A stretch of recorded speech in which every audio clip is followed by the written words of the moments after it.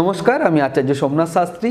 সামনেই একটা গুরুত্বপূর্ণ ট্রানজিট শুরু হবে 18ই মে থেকে চলবে এবং সেটা চলবে 5ই ডিসেম্বর 2026 পর্যন্ত।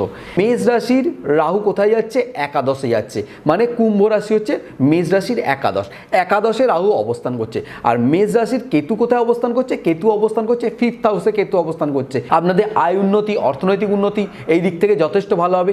রাহু হচ্ছে ফাটকা পয়সার কারক গ্রহ। অনেক সময় দেখবেন আপনারা লটারির মাধ্যমে কোনো উপার্জন করতে পারেন। এবার পঞ্চম দৃষ্টি রাহুর কোথায় পড়ছে? আপনাদের বিয়ের জায়গায় কিন্তু রাহু দৃষ্টি পড়ছে। এই যে বিয়ের জায়গায় আপনাদের রাহু দৃষ্টি পড়ছে, এতদিন যাদের বিয়ের জায়গায় কিছু প্রবলেম ছিল, বিয়ে হচ্ছে না কোনো কারণবশত, সেই যে জায়গাটা সেটা কিন্তু আপনাদের কাটতে চলেছে। থার্ড হাউস রাহু যে ঘরটায় দৃষ্টি দিচ্ছে সেটা হচ্ছে রাহুর মিত্র গৃহ, সেখানে রাহু দৃষ্টি দিচ্ছে। সেই জায়গা থেকে কিন্তু রাহু যেটা করবে, আপনাদের যোগাযোগের যে জায়গাটা, যারা টেলিকমিউনিকেশনের সাথে যুক্ত আছেন তাদের কর্মক্ষেত্রের যে জায়গাটা, সেই জায়গাটা কিন্তু রাহু খুব স্ট্রং করবে। দ্বাদশে রাহুর একটা দৃষ্টি আছে। আপনার যারা বিদেশের সাথে যোগাযোগ রেখে কাজ করেন, এক্সপোর্ট ইম্পোর্টের কাজ করেন, যারা ইন্ডিয়ান অথচ বিদেশে চাকরি করছেন, তাদের জন্য সময়টা কিন্তু খুব ভালো। 5th হাউসে একটা রাহু দৃষ্টি আছে। গুপ্ত শত্রু দ্বারা কিন্তু প্রেমের যে জায়গাটা সেটা আপনাদের ডিস্টার্ব হবে।